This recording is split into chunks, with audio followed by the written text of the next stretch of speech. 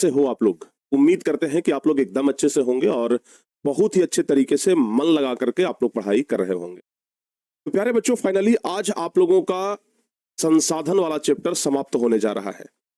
आज हम लोग शक्ति ऊर्जा संसाधन का जो बचा हुआ पार्ट है वो हम लोग देख लेंगे और आपका आज ये चैप्टर समाप्त हो जाएगा। बहुत सारे बच्चे कह रहे थे कि सर ये चैप्टर कब खत्म होगा।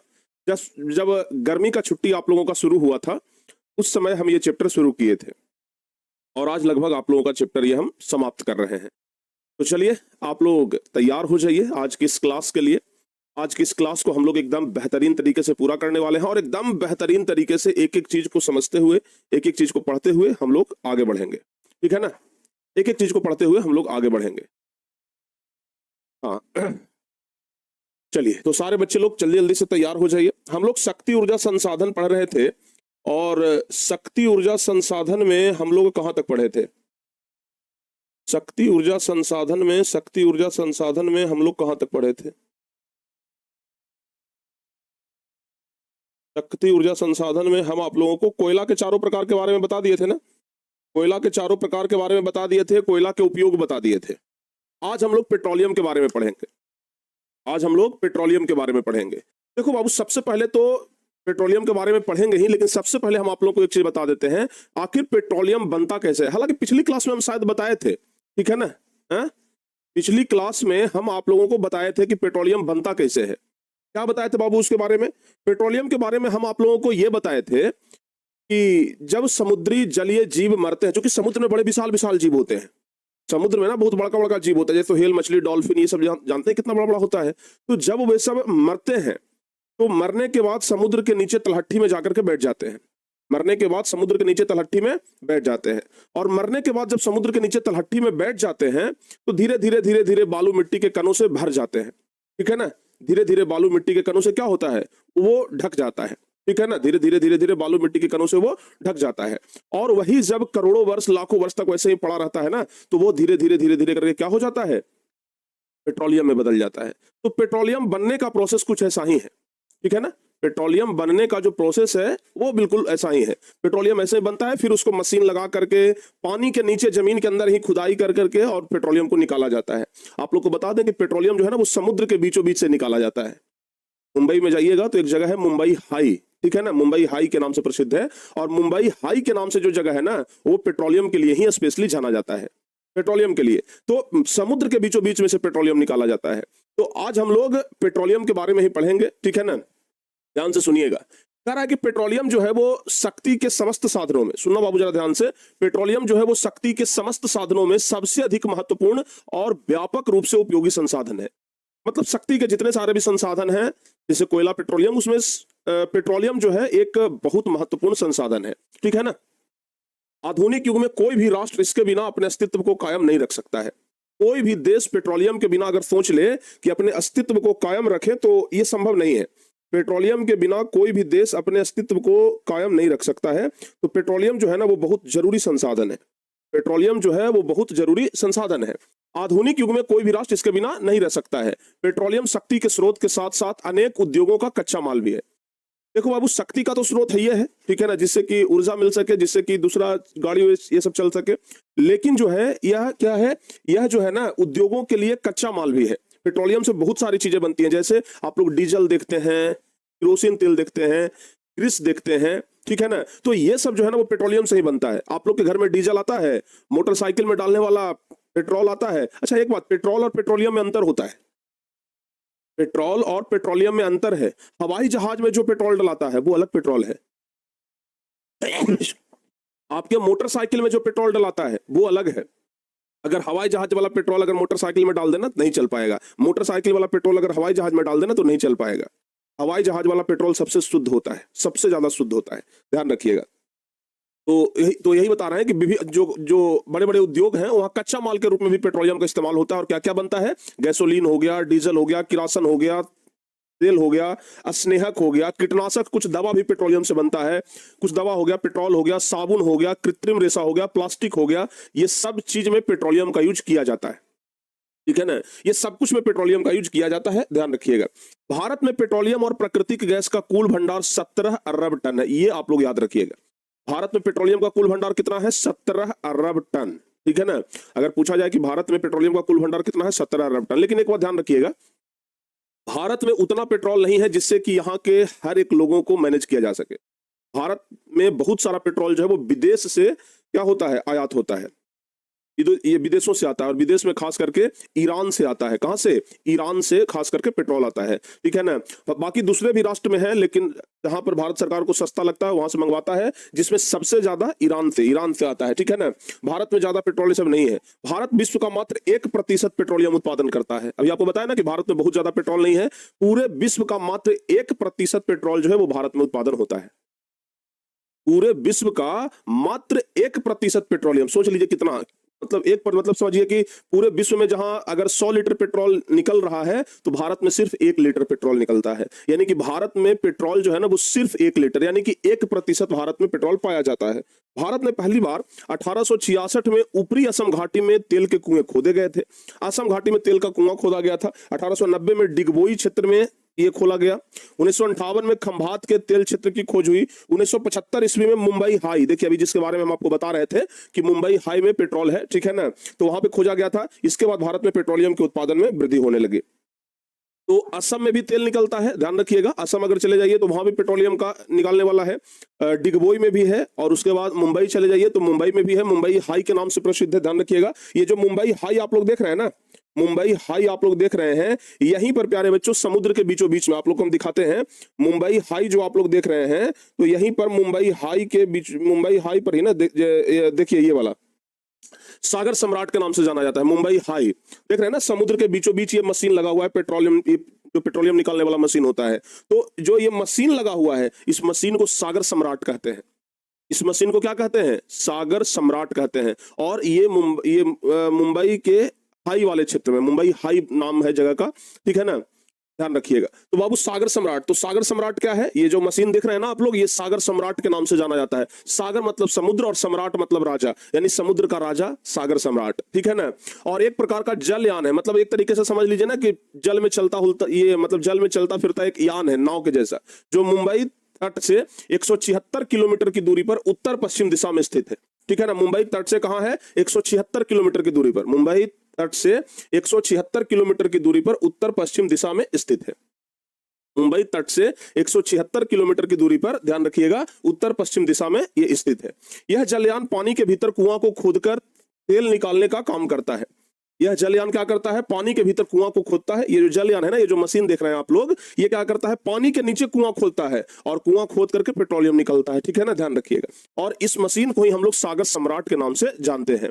और यहाँ पर मुंबई हाई जो क्षेत्र है, यहाँ पर करीब 80 करोड़ टन तेल का भंडार का अनुमान लगाया गया है। मुंबई हाई क्षेत्र में माना गया है ऐसा कि यहाँ 80 करोड़ टन तेल है, ठीक है ना, 80 करोड़ टन तेल का अंदाजा यहां पे लगाया गया है, ध्यान रखिएगा। तो इसी को हम लोग कहते हैं सागर सम्राट। तो अगर आपसे पूछा जाए कि मुंबई में कौन सा क्षेत्र पेट्रोलियम के लिए जाना जाता है, तो बता दीजिएगा। या फिर खनिज तेल भी बोलते हैं, पेट्रोलियम को ना आप लोग खनिज तेल भी बोल सकते हैं। खनिज तेल भी बोलेंगे तो बात वही होगा। तो अगर आपसे पूछा जाए कि मुंबई का कौन सा क्षेत्र, तो बताइएगा मुंबई का कौन सा क्षेत्र खनिज तेल के लिए जाना जाता है, तो बताइएगा मुंबई हाई क्षेत्र, ठीक है ना। अगर आपसे पूछा जाए कि मुंबई हाई में जो मशीन लगा हुआ है, जो कुआं खोदने का काम करता है, वो कौन सा है? मुंबई हाई में जो तेल निकालने का, कुआं खोदने का काम जो मशीन करता है, उस मशीन का नाम तो आप लोग बता दीजिएगा सागर सम्राट। क्या बताइएगा बाबू? सागर सम्राट, ठीक है ना।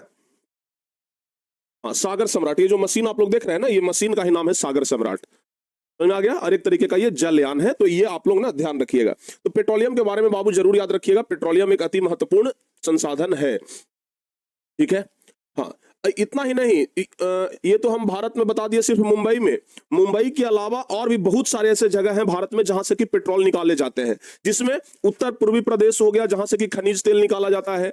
गुजरात क्षेत्र हो गया, क्योंकि गुजरात भी जो है वो समुद्र के किनारे पर है, तो गुजरात भी हो गया जहां से ये ध्यान रखिए खनिज तेल निकाला जाता है। मुंबई हाई तो हम आप लोग को बता ही दिए। पूर्वी तटीय प्रदेश, पूर्वी तटीय प्रदेश है, वहां से भी निकाला जाता है। और बाड़मेर बेसिन, ये 4-5 जगह के बारे में कम से कम भारत का है, तो इसके बारे में आप लोग जरूर याद रखिएगा। जिसमें प्यारे बच्चे उत्तर पूर्वी प्रदेश की अगर बात करें तो यह भारत का सबसे पुराना तेल उत्पादक क्षेत्र है। ध्यान रखिएगा, उत्तर पूर्वी प्रदेश यह भारत का सबसे पुराना क्या है? तेल उत्पादक क्षेत्र है। यह भारत का सबसे पुराना तेल उत्पादक क्षेत्र है, जहां 1866 से ही तेल की खुदाई शुरुआत है। यानी कि 1866 से ही, कहां पर? उत्तर पूर्वी प्रदेश में 1866 से ही। एक टन कितना होता है? अगर 10वीं क्लास में चल करके अगर एक टन नहीं पता है तो फिर कई बार, चूंकि हम क्लास में बता भी चुके हैं, हालांकि क्विंटल 100 किलो का क्विंटल होता है, आपको नहीं पता है कि हम आपको बताए थे कि 1000 किलो का क्या होता है? एक टन होता है, यानी कि 10 क्विंटल में एक टन होता है। बताए थे नहीं बाबू आप लोगों को? हाँ, एक सब क्विंटल उंटल तो 5वां 6ठा क्लास का चीज है, लोग याद कर लेते हैं। 1000 किलो बराबर एक टन होता है, 100 किलो बराबर एक क्विंटल होता है, 40 किलो बराबर एक मन होता है। ठीक है ना, ये सब आप लोग याद रखिएगा। ठीक है ना, तो यह भारत का सबसे पुराना तेल उत्पादक क्षेत्र है उत्तर पूर्वी प्रदेश। उत्तर पूर्वी प्रदेश जो है यह भारत का सबसे पुराना तेल उत्पादक क्षेत्र है, जहां 1866 से ही तेल की खुदाई प्रारंभ है। यह क्षेत्र असम, अरुणाचल प्रदेश, नागालैंड आदि राज्यों में विस्तारित है। यानी कि यह क्षेत्र कहां कहां है? तो असम में, अरुणाचल प्रदेश में, नागालैंड, इन सब क्षेत्रों में यह फैला हुआ है। ठीक है ना। गुजरात क्षेत्र बता दिए, यह क्षेत्र खंभात के बेसिन तथा गुजरात के मैदान में विस्तारित है, जहां 1958 से ही तेल की खुदाई की जा रही है। उत्तर पूर्वी प्रदेश में 1866 से और गुजरात क्षेत्र में 1958 से। ये सब कभी परीक्षा में पूछता नहीं है, बस जानकारी के लिए आप लोग याद रख सकते हैं, चूंकि किताब में दिया हुआ है तो जानकारी रखिए। ठीक है ना, किताब में कभी पूछा नहीं है कि बताओ उत्तर पूर्वी प्रदेश कब से तेल का खुदाई कर रहा है, ये सब ना के बराबर पूछता है। चांस एकदम 99% नहीं है, 1-8% हो सकता है तो उसका अलग बात है। मुंबई हाई तो हम आपको बताइए दिए कि यह मुंबई तट से 176 किलोमीटर की दूरी पर अरब सागर में स्थित है। यह 1975 से ही खनिज तेल का पता चला और सागर सम्राट नामक एक जलयान के द्वारा समुद्र के भीतर तेल का कुआं खोदने का काम किया जाता है, सागर सम्राट के द्वारा, जो कि अभी आपको बताए। पूर्वी तट प्रदेश की बात करें तो यह क्षेत्र कृष्णा, गोदावरी और कावेरी नदियों के बेसिन में फैला हुआ है और यहाँ 1981 में खनिज तेल का पता लगाया गया था। ठीक है ना, पूर्वी तटीय प्रदेश में। और बाड़मेर बेसिन की बात करें तो यह राजस्थान में स्थित है और यहाँ 2009 से तेल की खुदाई की जा रही है। तो ये 4-5 जगह ऐसे हैं जहां से कि तेल का खुदाई हो रहा है और तेल को निकाला जाता है। पेट्रोलियम निकाला जाता है, कह सकते हैं खनिज तेल निकाला जाता है, और ये 4-5 जगह का नाम आप लोग याद रखिएगा। ठीक है ना। हाँ, लेकिन प्यारे बच्चों आप एक चीज और देखिए कि तेल शोधक कारखाना, तेल तो निकल गया, आप समझिएगा जरा ध्यान से। जैसे मान लिया जाए कि मुंबई हाई क्षेत्र, समुद्र में से तेल तो निकाल लिए कुआं खोद करके, समुद्र के नीचे कुआं खोद करके तेल तो हम लोग निकाल लिए सागर सम्राट के द्वारा। सागर सम्राट जलयान क्या किया? तेल तो निकाल लिया, लेकिन जो तेल समुद्र में से निकला, क्या वो एकदम शुद्ध तेल होगा या फिर उसको फैक्ट्री में ले जाकर के शुद्ध किया जाएगा? जाहिर सी बात है कि जब भाई नीचे से निकल रहा है तो उसमें बालू मिट्टी के कण मिले हुए रहेंगे, तो उसको बिना प्यूरिफाई किए हुए हम लोग नहीं भेज सकते हैं। तो इसलिए प्यूरिफाई करने के लिए उस पेट्रोलियम को, उस खनिज तेल को भेजा जाता है कहां पता है? तेल शोधक कारखाना में। कहां भेजा जाता है? तो ध्यान रखिएगा कि तेल शोधक कारखाना में उसे भेजा जाता है। तो अब बिहार में कहां कहां है बाबू? ये सब जो तेल शोधक कारखाना है वो बिहार में भी है। और पूरे भारत की अगर बात करें तो ध्यान रखिएगा कुल मिलाकर के 18 गो तेल शोधक कारखाना है। कुल मिलाकर के अगर बात किया जाए तो 18 गो तेल शोधक कारखाना है पूरे भारत में। ठीक है ना, कितना? 18 तेल शोधक कारखाना है, ध्यान रखिएगा। जिसमें सबसे पहला तेल शोधक कारखाना, मतलब तेल को शुद्ध करने वाला कारखाना जो सबसे पहला है वो डिगबोई में है, जो कि 1901 ईस्वी में। डिगबोई असम में पड़ता है बाबू, ध्यान रखिएगा। तो अगर आपसे पूछा जाए कि भारत का सबसे पहला तेल शोधक कारखाना कौन है, तो क्या बताइएगा? सब बच्चे बताइए, भारत का सबसे पहला तेल शोधक कारखाना। और सर कितना दिन इसका क्लास चलेगा? आज खत्म हो जाएगा मेरे भाई, आज खत्म हो जाएगा। ठीक है ना। तो भारत का सबसे पहला तेल शोधक कारखाना, तो भारत का सबसे पहला तेल शोधक कारखाना है डिगबोई, असम में पड़ता है। ठीक है ना, असम के डिगबोई क्षेत्र में है और यह 1901 में ही स्थापित हुआ था। कब स्थापित हुआ था? 1901 में ही स्थापित हुआ था। ठीक है ना, कब स्थापित हुआ था? 1901 में ही यह स्थापित हुआ था, ध्यान रखिएगा। तेल शोधक कारखाना, तेल शोधक कारखाना जो है वो 1901 ईस्वी में ही क्या हुआ था? स्थापित हुआ था। ठीक है ना, ध्यान रखिएगा। तो डिगबोई हो गया जो कि असम में पड़ता है, बरौनी हो गया जो कि बिहार में पड़ता है। देखिए सबसे पहला तो डिगबोई हो गया जो असम में है। बिहार में भी एक तेल शोधक कारखाना है बरौनी। जब आप बेगूसराय तरफ ट्रेन से जाइएगा ना तो ट्रेन के मतलब अगल बगल में आपको दिखाई देगा बरौनी तेल शोधक कारखाना। तो बरौनी है जो बिहार में है, चेन्नई है तमिलनाडु में और मुंबई है महाराष्ट्र में। तो ये सब ना कम से कम 4 तेल शोधक कारखाना का नाम जो सबसे प्रमुख है उसको आप लोग याद रखिएगा। आपसे पूछा जाएगा कि बिहार में तेल शोधक कारखाना कहां है, तो क्या बताइएगा? बरौनी में। ठीक है ना, बिहार में तेल शोधक कारखाना कहां है? बरौनी। बरौनी से कुछ बच्चे होंगे यहाँ पे हैं? ठीक है ना, बरौनी से है ना। सर बोरिंग लगता है ज्योग्राफी सब्जेक्ट। देखो बाबू, ज्योग्राफी सब्जेक्ट में याद ज्यादा करना पड़ता है। जैसे ये सब क्या है, सिर्फ यादें करने वाला है ना, तो जो चीज समझाने वाला होता है वो तो समझाते हैं, लेकिन उसमें भी याद करना पड़ता है। जैसे कलम सब कुछ समझा समझा के बताए कि कोयला के प्रकार, लेकिन याद तो करना पड़ेगा ना एक्चुअल में, क्योंकि ज्योग्राफी याद करने वाला सब्जेक्ट है। जितना ज्यादा याद रखिएगा ज्योग्राफी आपका उतना मजबूत होगा। सिर्फ समझ करके काम यहाँ पे नहीं चलता है ज्योग्राफी में। ठीक है ना।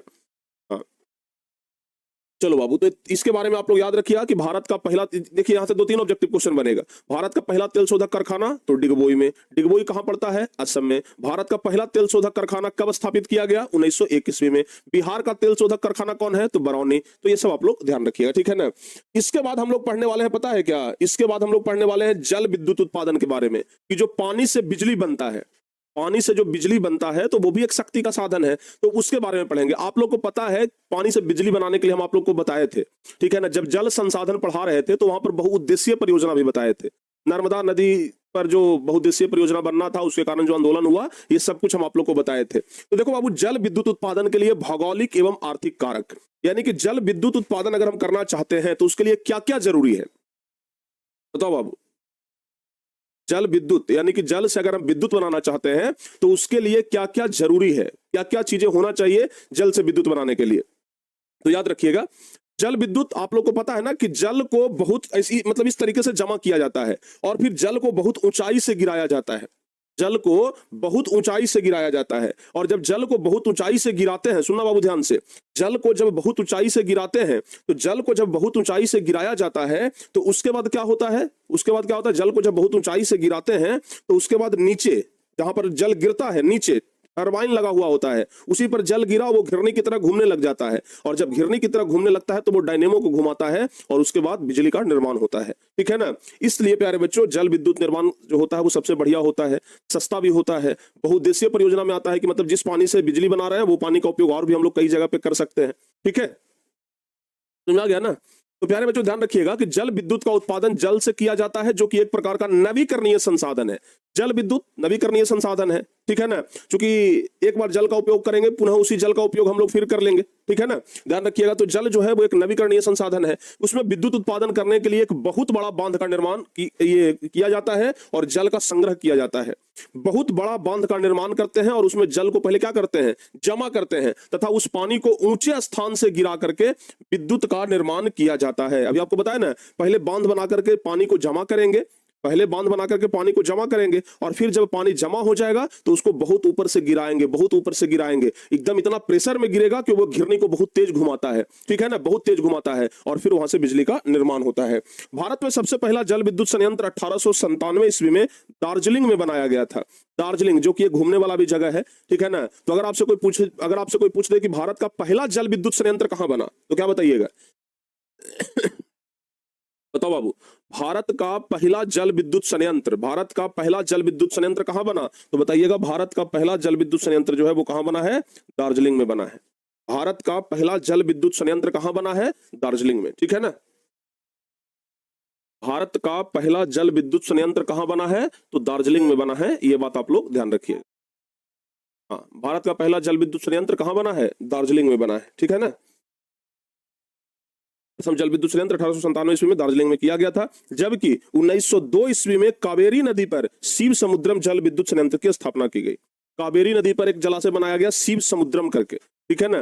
तो कावेरी नदी पर भी जल विद्युत संयंत्र बना था, शिव समुद्रम उसका नाम था। लेकिन ये क्वेश्चन परीक्षा में पूछता है कि भारत का सबसे पहला जल विद्युत संयंत्र कहां बना, तो आप एक जवाब बताइएगा, दार्जिलिंग, ठीक है ना, जो कि बंगाल में पड़ता है। हाँ, दार्जिलिंग में, ठीक है बाबू।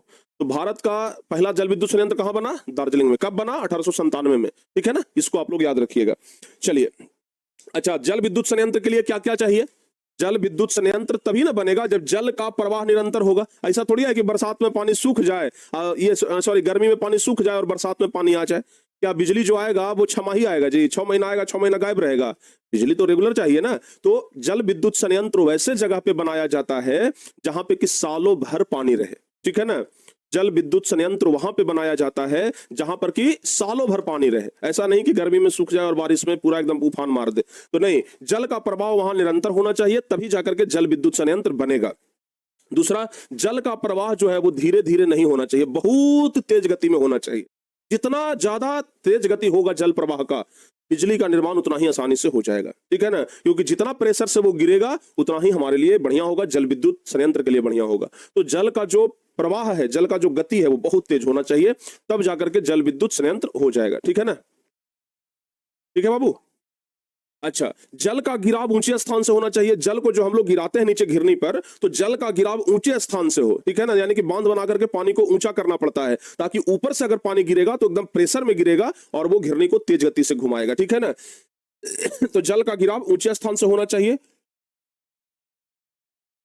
नदी का जो रास्ता है वो कैसा होना चाहिए, ढालू नुमा होना चाहिए। नदी का रास्ता अगर ऐसे ढालू नुमा होगा तो पानी एकदम सरसराई आ जाएगा ना। और देखिए पानी यहाँ से ऐसे गिर रहा है और यहाँ पे घिरनी लगा हुआ है, पानी जब इस घिरनी पे जाएगा तो ये घिरनिया को घुमा देगा, ऐसे नचा देगा, और जितना स्पीड में पानी गिरेगा उतना ज्यादा स्पीड में घुमाएगा इस घिरनी को, और जितना स्पीड में घुमाएगा उतना ही ज्यादा बिजली का निर्माण होगा। तो अगर ढलाव भूमि है तो फिर वहां पे बिजली का निर्माण आसानी से हो जाएगा। और नदी छोटा नहीं होना चाहिए, नदी बहुत बड़ा होना चाहिए।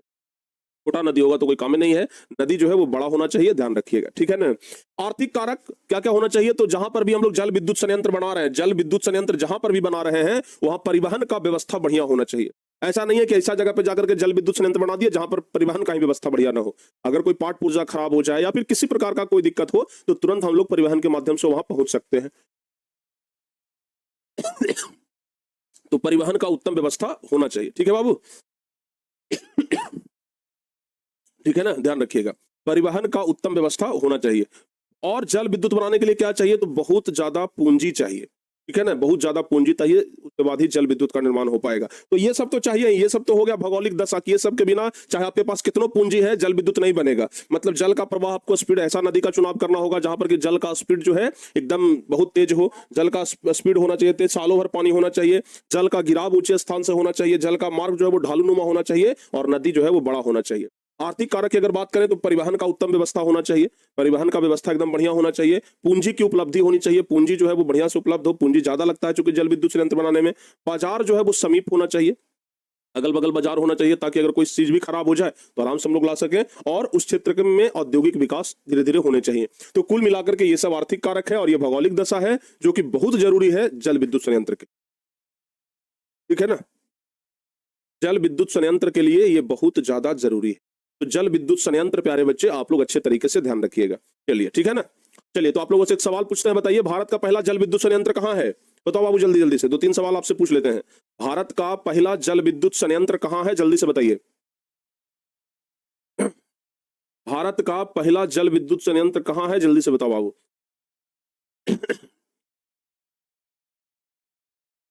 दार्जिलिंग में है, बहुत बढ़िया।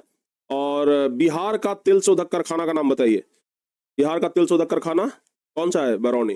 भारत का पहला तेल शोधक कारखाना कहाँ में है, बताओ बाबू, भारत का पहला तेल शोधक कारखाना डिगबोई में। तो ये सब आप लोग ना अच्छे तरीके से याद रखिएगा, ठीक है, चलिए, बहुत अच्छे तरीके से बाबू आप लोग याद रखना। अच्छा, बहुउद्देशीय परियोजना तो हम आप लोग को बता दिए थे, जल संसाधन जब पढ़ा रहे थे तो वहां पे बहुउद्देशीय परियोजना बता दिए थे। अच्छा, आप लोगों से एक सवाल पूछते हैं, बताइएगा कि ये बहुउद्देशीय परियोजना को भारत का मंदिर किसने कहा है, या फिर भारत के बांधों को भारत का मंदिर किसने कहा है, बताओ बाबू जल्दी से। भारत के बांधों को भारत का मंदिर किसने कहा है, बताइए। बताओ बाबू जल्दी जल्दी से, भारत के बांधों को भारत का मंदिर किसने कहा है, बताओ बाबू जल्दी जल्दी से, भारत के बांधों को भारत का मंदिर किसने कहा है, पंडित जवाहरलाल नेहरू। क्या हुआ भाई, आज बड़ा खांसी आ रहा है।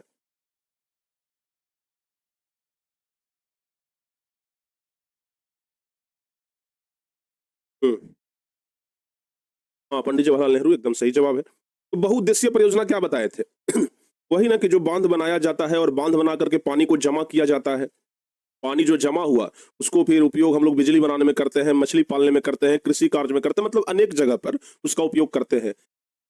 तो उसी को क्या कहते हैं, बहुउद्देशीय परियोजना कहते हैं। हम आपको बता ही दिए थे कि नदियों पर बांध बना करके ऐसा उपाय करना जिससे सिंचाई के साथ साथ बिजली भी उत्पादन हो जाए, सिंचाई के साथ। क्या हुआ भाई, का एक ऐसा नहीं हो रहा था। तो नदियों पर बांध बनाकर के ऐसा उपाय करना जिससे सिंचाई के साथ साथ बिजली का उत्पादन भी हो जाए, बाढ़ पर भी, चूंकि बांध बन गया तो बाढ़ पर भी रोकथाम हो जाए, मिट्टी का कटाव हो जाए, जो कि मिट्टी का कटाव रुक जाए, मछली पालन, नहर के निर्माण द्वारा यातायात की सुविधा बढ़ाना, और पर्यटन उद्योग हेतु स्थानों का निर्माण। आदि अनेक लाभ एक ही समय साथ साथ लिए जा सकते हैं। यानी कि बहुउद्देशीय परियोजना से क्या होता है, ठीक है ना, बहुउद्देशीय परियोजना से क्या होता है कि एक ही बार में बहुत सारे लाभ लिए जाते हैं। जैसे बिजली तो बन ही रहा है, बिजली के अलावा समझिए कि अगर बांध बना रहे हैं तो वो बाढ़ पर भी रोकथाम कर रहा है, सिंचाई भी हो रहा है, मत्स्य पालन भी हो रहा है, उसके अलावा जल परिवहन भी हो सकता है उससे, जल मनोरंजन के भी कार्य हो सकते हैं, बहुत सारे हो सकते हैं। और ऐसी परियोजना बहुमुखी, बहुधंधी या बहुउद्देशीय परियोजना कहलाता है। यानी बहुउद्देशीय परियोजना का ही नाम है बहुधंधी, बहुमुखी। मतलब एक बार में अगर बांध बना लिया ना तो उससे बहुत सारे काम हो सकते हैं। ठीक है, एक बार अगर बांध बना लिए तो आपको बहुत सारे काम हो सकते हैं। एक बच्चा बोल रहा है सर खांसी हो रहा है, लगता है कोरोना हो गया। अरे भाई, कोरोना नहीं हुआ है, ठीक है ना। शरीर में इतना स्टेमिना है कि जिस समय कोरोना आया भी था ना, उस समय कोरोना हमको नहीं छू पाया था। ठीक है, उतना कोरोना के बीच में हम सुरक्षित थे, हमारा पूरा परिवार सुरक्षित। ठीक है ना, तो भाई बहुत अच्छे इस प्रकार से ना बोलिए अभी, ठीक है ना बाबू, इसको आप लोग देख लीजिएगा। और भारत के कुछ नदी घाटी परियोजना है, यानी कि कुछ नदियों पर जो बांध बनाए गए हैं उसका नाम हम अभी आपको बता रहे हैं कि कौन कौन से नदी हैं जिस पर कि बांध बनाया गया है। तो बाबू भारत का कुछ नदी घाटी है जिसको आप लोग की जरूर ध्यान रखिएगा। जैसे देखिए ना, भाखड़ा नांगल परियोजना, आपसे पूछा जाएगा परीक्षा में इस तरीके से कि भाखड़ा नांगल परियोजना किस नदी पर है, तो बताइएगा सतलज नदी पर। समझ में आ गया ना। तो पहला परियोजना कौन सा है, भाखड़ा नांगल परियोजना, ये सब याद करना पड़ेगा। तो भाखड़ा नांगल परियोजना ये सतलज नदी पर है। आपसे पूछा जाएगा कि भाखड़ा नांगल परियोजना किस नदी पर है, तो बताइएगा भाखड़ा नांगल परियोजना जो है वो सतलज नदी पर है, जिसकी ऊंचाई 225 मीटर है। ठीक है ना, भाखड़ा नांगल परियोजना सतलज नदी पर है, जिसकी ऊंचाई कितना है, तो ऊंचाई देखिएगा बाबू 225 मीटर है। यह भारत की सबसे बड़ी परियोजना है जहां 4 शक्ति गृह यानी कि 4 पावर हाउस बोलते आप लोग देखते हैं ना, पावर ग्रिड बोलते होंगे या पावर हाउस बोलते हैं, हिंदी में उसको शक्ति गृह, शक्ति का घर बोलते हैं। तो आप ध्यान रखिएगा, यह भारत की सबसे बड़ी परियोजना है। कौन सा, सतलज नदी यानी कि भाखड़ा नांगल परियोजना। ऊंचाई कितना है, ऊंचाई है 225 मीटर। ठीक है ना, और यहां से 7 लाख किलोवाट विद्युत उत्पादन करके पंजाब, हरियाणा, दिल्ली, उत्तराखंड, उत्तर प्रदेश, हिमाचल प्रदेश, राजस्थान, जम्मू कश्मीर राज्यों को बिजली दिया जाता है। 7 लाख किलोवाट बिजली का उत्पादन किया जाता है, समझ लीजिए। ठीक है ना, 7 लाख किलोवाट बिजली का उत्पादन लगभग किया जाता है। ठीक है, तो प्यारे बच्चे, भाखड़ा नांगल परियोजना किस नदी पर है, सतलज नदी पर। यह आपसे जरूर पूछेगा परीक्षा में, ध्यान रखिएगा। ठीक है, दूसरा है दामोदर घाटी परियोजना। दामोदर घाटी नाम से ही पता लग रहा है कि दामोदर नदी पर है। ठीक है ना, तो दामोदर घाटी परियोजना किस नदी पर है, दामोदर नदी पर। तो दामोदर घाटी परियोजना दामोदर नदी के भयंकर बाढ़ से झारखंड एवं पश्चिम बंगाल को बचाने के साथ साथ तिलैया, मैथन, कोनार और पंचेत पहाड़ी में बांध बना करके 1300 मेगावाट जल विद्युत उत्पादन करने में सहायक है।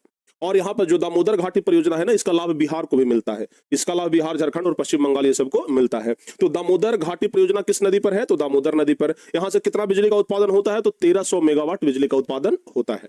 ठीक है, तीसरा है कोसी परियोजना। वही कोसी नदी जिसे कि बिहार का शोक कहा जाता है, वही कोसी नदी जिसे बिहार का शोक कहा जाता है, और उसी नदी पर बांध बना दिया गया है बहुउद्देशीय परियोजना के तहत, और वहां से बिजली का उत्पादन किया जाता है। तो ध्यान रखिएगा, कोसी परियोजना, उत्तर बिहार का अभिशाप कोसी नदी पर। ध्यान रखिएगा, उत्तर बिहार का अभिशाप कहा जाता है कोसी नदी को, उत्तर बिहार का शोक कहा जाता है कोसी नदी को। आपसे पूछा भी जाएगा कि बिहार का शोक किसे कहा जाता है, तो बिहार का शोक कहा जाता है कोसी नदी को ही। ठीक है ना बाबू, बिहार का शोक कोसी नदी को ही कहते हैं। तो उत्तर बिहार का अभिशाप कोसी नदी पर हनुमान नगर में बांध बनाकर के 20,000 किलोवाट बिजली उत्पादन किया जा रहा है, जिसकी आधी बिजली नेपाल को तथा शेष बिहार को प्राप्त होता है। यानी कि कोसी परियोजना पर भी ध्यान रखिएगा, हनुमान नगर जो कि नेपाल में पड़ता है, वहां पर बांध बनाया गया, क्योंकि कोसी नदी नेपाल से ही बिहार में आता है।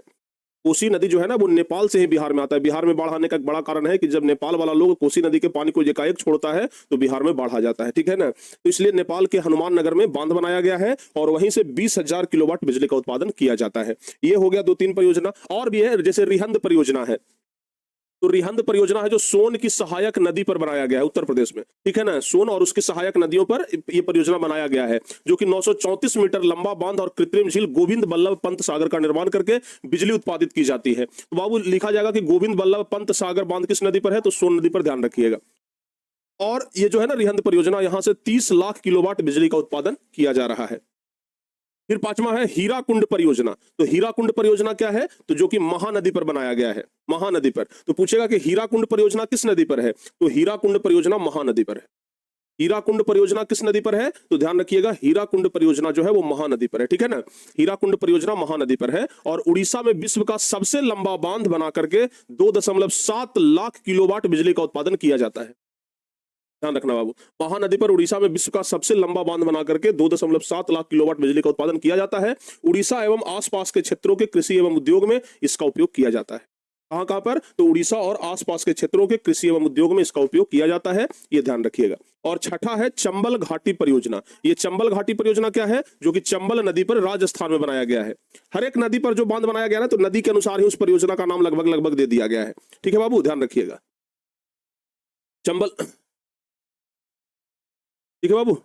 महानदी पर बताया ना अभी, महानदी पर हीराकुंड परियोजना है। महानदी पर बाबू हीराकुंड परियोजना। ये सब ऑब्जेक्टिव टाइप में कुछ इस तरीके से पूछेगा कि हीराकुंड परियोजना किस नदी पर है, तो बता दीजिएगा महानदी पर है। ठीक है ना। चंबल घाटी परियोजना किस नदी पर है, तो चंबल नदी पर है। हालांकि ये सब कहीं पूछा नहीं है, महानदी वाला एक पूछा है, ध्यान रखिएगा। तो चंबल नदी पर राजस्थान में 3 बांध गांधी सागर, राणा प्रताप सागर और कोटा में स्थापित करके 3 पावर हाउस की स्थापना करके 2 लाख मेगावाट बिजली का उत्पादन किया जा रहा है। यानी कि चंबल घाटी परियोजना से 2 लाख मेगावाट बिजली का उत्पादन किया जा रहा है।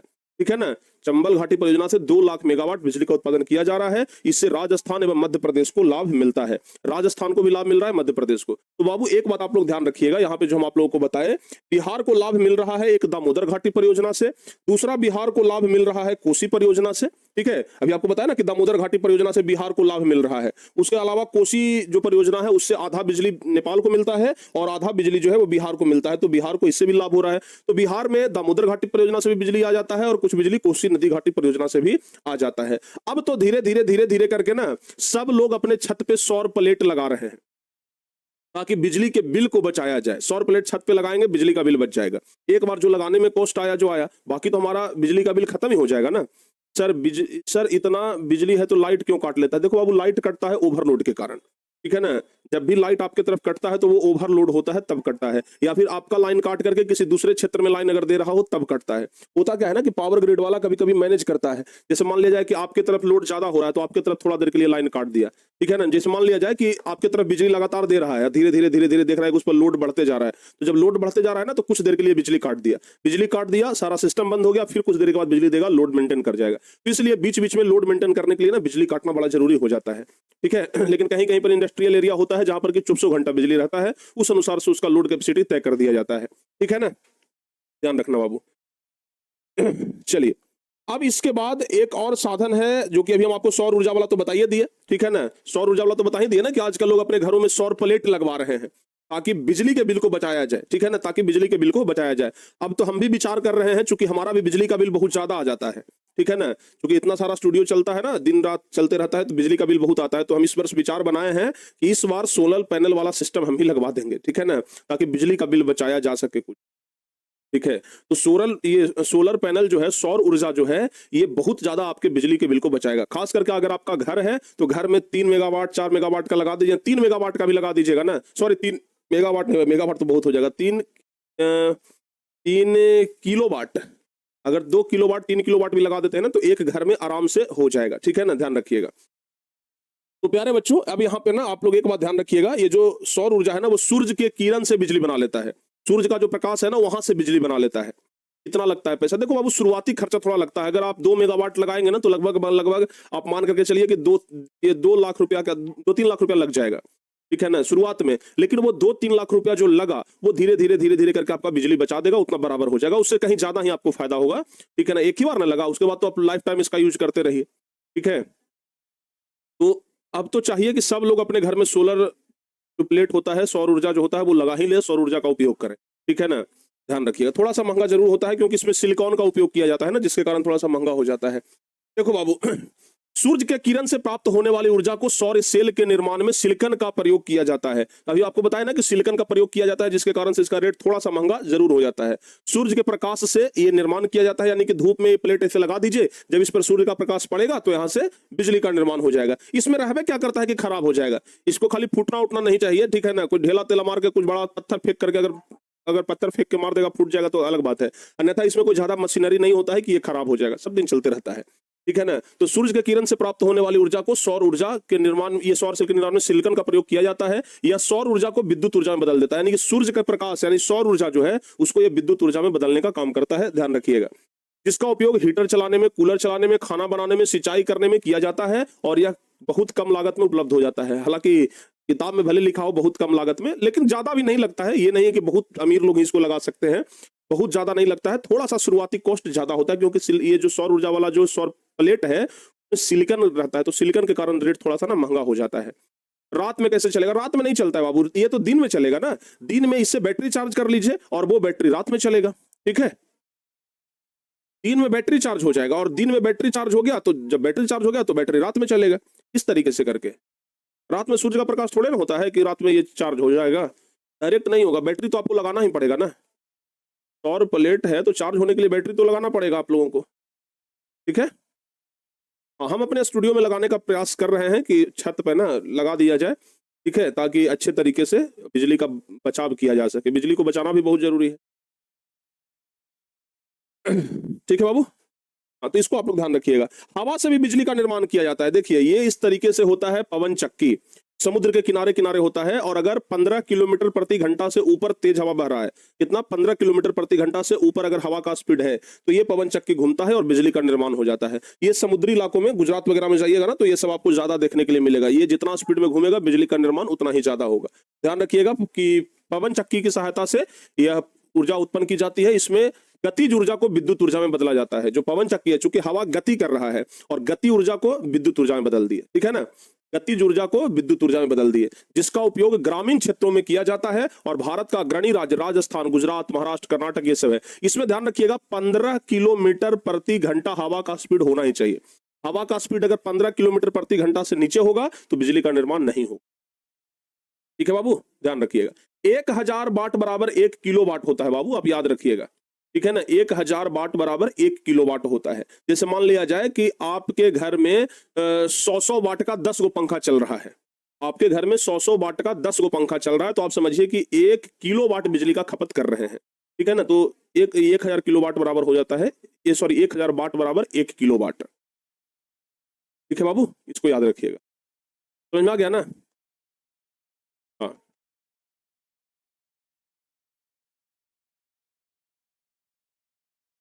चलिए। सर खेत में बड़ा टावर क्यों लगाया जाता है? कहाँ खेत में बड़ा टावर लगता है? खेत में बड़ा टावर वो तो मोबाइल वाला टावर होता होगा, बिजली वाला टावर थोड़े होता है। और बिजली वाला, अगर आप लोग पोल देखते होंगे, बिजली वाला टावर देखते हैं ना, तो वहां से 33,000 लाइन जाता है, 11,000 लाइन जाता है, इसलिए लगाया जाता है। 11,000 के लिए तो बड़ा टावर नहीं जाता है, 33,000 के लिए जाता है।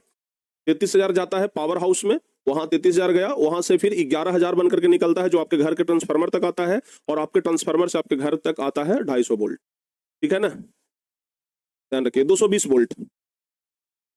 यहां तक याद हो गया बाबू? चलिए देखिए, इसके अलावा भी ऊर्जा के और भी बहुत सारे साधन हैं। जैसे अभी तक हम आपको क्या क्या साधन बता दिए हैं। अभी तक हम आपको कोयला, पेट्रोल ये सब तो बता ही दिए। इसके अलावा बता दिए कि जल विद्युत का निर्माण कैसे होता है, ये सब बता दिए। सौर ऊर्जा वाला बता दिए, पवन ऊर्जा वाला बता दिए। अब इसके अलावा प्यारे बच्चों बायोगैस है। बायोगैस के बारे में हम लोगों को फिजिक्स में पढ़ना है बहुत विस्तार से, ठीक है ना। फिजिक्स में यहाँ पर शॉर्टकट में पढ़ना है। क्या होता है कि जीव जंतुओं का जो मलमूत्र है, जीव जंतुओं का जो गोबर है, उसको सड़ा करके गैस बनाया जाता है, उसे ही हम लोग बायोगैस या गोबर गैस कहते हैं। तो ऊर्जा का वह रूप जिसका निर्माण जीव जंतुओं के गोबर, मलमूत्र, कूड़ा करकट, सड़े गले वनस्पति से तैयार की जाती है, उसे, और इसमें मीथेन गैस ज्यादा पाया जाता है। बायोगैस में कौन सा गैस प्रमुख होता है? आपसे ये सवाल पूछा जाएगा तो बताइएगा मीथेन गैस। बायोगैस में कौन सा गैस प्रमुख होता है? तो बताइएगा मीथेन गैस, ठीक है ना। बायोगैस में कौन सा गैस प्रमुख होता है? तो बता दीजिएगा मीथेन गैस, याद रहेगा। बायोगैस में कौन सा गैस प्रमुख होता है? तो इसमें क्या बताइएगा? मीथेन गैस आप लोगों को बता देना है, ठीक है। दूसरा होता है बाबू भूतापीय ऊर्जा। दूसरा क्या है? भूतापीय ऊर्जा। भूमि के जो नीचे टेम्परेचर है उससे भी ऊर्जा प्राप्त किया जाता है। तो पृथ्वी के भूगर्भ से प्राप्त ऊर्जा भूतापीय ऊर्जा कहा जाता है। पृथ्वी के गर्भ में, जैसे देखते हैं पृथ्वी के गर्भ में अगर ऊर्जा है, गर्मी है, तब ना कभी कभी ज्वालामुखी फटता है और ज्वालामुखी से लावा निकल जाता है, तो नीचे भी ऊर्जा है तब ना ये हो रहा है। अगर नीचे ऊर्जा नहीं होता तो फिर कैसे होता, ठीक है ना। हाँ, तो बाबू ध्यान रखिएगा, पृथ्वी के भूगर्भ से प्राप्त ऊर्जा भूतापीय ऊर्जा कहा जाता है। इसमें ज्वालामुखी क्रिया के दौरान लावा जो है वो राख, मैग्मा बाहर निकलती है, तो विशाल मात्रा में ऊर्जा मुक्त होता है। यानी कि पृथ्वी के नीचे जो ऊर्जा है वो जब पृथ्वी को फाड़ते हुए ज्वालामुखी जब बाहर निकलता है तो लावा ये सब निकलता है ना, तो वह भी एक प्रकार का बहुत ज्यादा ऊर्जा जनरेट करता है। फिर है ज्वारीय ऊर्जा। समुद्र में जो लहर चलता है उससे जो ऊर्जा बना उसको कहते हैं ज्वारीय ऊर्जा। तो समुद्रों में ज्वार से उत्पन्न ऊर्जा को ज्वारीय ऊर्जा कहा जाता है, और यह गुजरात के कच्छ क्षेत्र और खंभात की खाड़ी से प्राप्त होता है। समुद्र के नीचे ये सब कुछ ना आप लोगों को फिजिक्स में फिजिक्स में ही शायद पढ़ना है बहुत विस्तार से, ज्वारीय ऊर्जा ये सब के बारे में, ठीक है। तो वहां पर हम आप लोगों को और विस्तार से पढ़ाएंगे। यहाँ तो बस थोड़ा थोड़ा सा टॉपिक है कि कहाँ कहाँ से हम लोग को ऊर्जा मिलता है। तो बायोगैस, भूतापीय ऊर्जा, ज्वारीय ऊर्जा, पवन ऊर्जा, जल ऊर्जा, ठीक है ना, ये सब हो गया ऊर्जा जहां से हम लोगों को ऊर्जा मिल सकता है। ध्यान रखना बाबू, ठीक है। और अब एक सवाल आता है ऊर्जा संरक्षण के उपाय, कि ऊर्जा संरक्षण के क्या उपाय हैं, ऊर्जा को हम लोग कैसे बचा सकते हैं। तो सबसे पहला चीज आप एक कॉमन चीज सोच लीजिए ना, कि जैसे बिजली है तो बिजली को कैसे बचाएंगे, तो ऊर्जा के गैर परंपरागत स्रोत का अधिक उपयोग करेंगे। गैर परंपरागत स्रोत कहने का मतलब कि ऐसा स्रोत जो खत्म ना हो। सौर ऊर्जा गैर परंपरागत है तो भाई सौर ऊर्जा का उपयोग कर लेंगे, ठीक है ना। सौर ऊर्जा का उपयोग करेंगे, बिजली का बचत हो जाएगा हमारा। तो सौर ऊर्जा यानी कि वैसा स्रोत जो गैर परंपरागत हो, जो कभी खत्म ना हो, खत्म हो तो दोबारा निर्माण हो जाए, वैसे स्रोत का उपयोग हम लोग को ज्यादा करना चाहिए। बिना मतलब के उपयोग नहीं करना चाहिए। आवश्यक रोकथाम, आवश्यक उपयोग पर रोकथाम, बिना मतलब के अगर उपयोग कर रहे हैं तो उस पर हम लोग रोकथाम करें। सार्वजनिक परिवहन का उपयोग करें। लोग क्या करते हैं ना कि पेट्रोल का उपयोग बहुत करते हैं। अगर थोड़ा सा भी कहीं जाना हो तुरंत गाड़ी निकाल लेते हैं, कहीं जाना हो तो अपने पर्सनल गाड़ी से जाते हैं। इसके जगह पर अगर सार्वजनिक वाहन का उपयोग किया जाए, बस का हो गया, ट्रेन का हो गया, तो फिर इससे ऊर्जा को बचाया जा सकता है। जैसे पेट्रोल कुछ बचेगा तो किसी न किसी तरीके से हमारे देश को ही फायदा है। निजी वाहन का उपयोग कम करें, सार्वजनिक परिवहन का उपयोग ज्यादा करें और लोगों को शिक्षित करें। सबसे बड़ा चीज तो यह है बाबू कि लोगों को शिक्षित करें। लोग जितना शिक्षित होंगे उतना ही आपके लिए बढ़िया रहेगा, ठीक है ना। तो लोगों को शिक्षित करना एक प्रमुख जिम्मेदारी है। और अब इस चैप्टर का एक सबसे लास्ट टॉपिक बचा है गंगा सफाई योजना। आज गंगा जी को हम लोग माता कहते हैं कि गंगा माता, लेकिन गंगा जी सबसे ज्यादा प्रदूषित नदियों में से एक है। जितना नाला, कल कारखाना का गंदा पानी है वो सब गंगा जी में प्रवाहित होता है। मोदी जी क्या किए कि भाई पहले से जो गंगा सफाई योजना चलते आ रहा था उसी का बस नाम बदल दिया और कर दिया नमामि गंगे। तो भाई उसे गंगा से नाम बदल देने से खाली गंगा साफ हो जाएगा कि उसके लिए मेहनत करना पड़ेगा? बताइए। गंगा को साफ रखना हमारी जिम्मेदारी है, क्योंकि गंगा को सबसे पवित्र नदी माना जाता है, पूजा की जाती है हिंदू धर्म में। तो उसके लिए तो आप लोगों को गंगा नदी साफ करना पड़ेगा ना। लेकिन मोदी जी सिर्फ नाम बदल दिए, काम हो गया, ठीक है ना। ध्यान रखिएगा कि गंगा सफाई योजना के बारे में कि भारत सरकार के द्वारा 1985 ईस्वी में गंगा को साफ करने का एक योजना बनाया गया था। 1985 ईस्वी में गंगा को साफ करने का एक योजना बनाया गया, ठीक है ना, कि भाई गंगा जी को अब साफ किया जाए। ये योजना 1985 में ही बना था और गंगा को साफ करने का योजना था, इसलिए इसे गंगा सफाई योजना के नाम से जाना जाता है। गंगा सफाई योजना के नाम से जाना गया कि भाई गंगा नदी को साफ करना है तो गंगा सफाई योजना। लेकिन नरेंद्र मोदी 2014 में जब प्रधानमंत्री बने तो गंगा सफाई योजना का नाम बदल करके नमामि गंगे कर दिए। लोगों को यह लगा कि मोदी जी गंगा सफाई के लिए योजना बना है नमामि गंगे, जबकि नमामि गंगे योजना सिर्फ नाम बदला गया था। गंगा सफाई योजना का ही नाम बदल करके कर दिया गया था नमामि गंगे योजना। तो प्यारे बच्चे, ये है गंगा सफाई योजना, ध्यान रखिएगा। नमामि गंगे योजना क्या है तो आपसे पूछ दिया जाएगा तो आप बता दीजिएगा कि 1985 ईस्वी में गंगा को साफ करने के लिए एक योजना बनाया गया था जिसे गंगा सफाई योजना के नाम से जाना जाता है, और 2014 में गंगा सफाई योजना का ही नाम बदल करके नमामि गंगे योजना कर दिया गया, ठीक है ना। तो ये आप लोग याद रखना बाबू। और आज आप लोगों का ये चैप्टर जो है वो समाप्त हो गया। बहुत लंबे इंतजार के बाद आपका ये चैप्टर संसाधन चैप्टर समाप्त हो गया। भूगोल का आधा सिलेबस आप लोग का समाप्त हो गया, ठीक है ना। यह एक बहुत बड़ा समस्या होता है पहला नंबर चैप्टर खत्म करना, बड़ा बोरिंग हो जाता है लास्ट जाते जाते, ठीक है ना, क्योंकि भाई इतना लंबा चैप्टर है कि लास्ट जाते जाते ना बच्चे उब जाते हैं। लेकिन प्यारे बच्चों, फाइनली आज हम समाप्त कर चुके हैं। हर एक चीज को हम अच्छे तरीके से पढ़ा दिए हैं और बेहतरीन तरीके से समझा भी दिए, ठीक है ना। अब बस आप लोग क्या करिएगा, इसको शुरू से एक बार रिवीजन कर लीजिएगा। पहला दम भारत संसाधन एवं उपयोग जब पढ़ाए थे ना, तो वहां से आप लोग अभी तक क्या करिएगा, सिर्फ एक बार रिवीजन कर लीजिएगा। एक बार अगर रिवीजन कर लीजिएगा तो काम हो जाए, ठीक है। सिर्फ एक बार रिवीजन कर लीजिएगा तो काम हो जाए, ठीक है बाबू। चलिए तो चलिए, अब तो आज का ये क्लास अब यहीं पे समाप्त ही हो गया। अच्छे तरीके से आप लोग अब इसको रिवीजन कर लीजिए। फिर मिलते हैं प्यारे बच्चों हम शाम वाली क्लास में। शाम वाली क्लास में मिलेंगे तो एकदम भयंकर तरीके से आप लोग को फिजिक्स से पढ़ाएंगे। मिलते हैं शाम में, तब तक के लिए जय हिंद।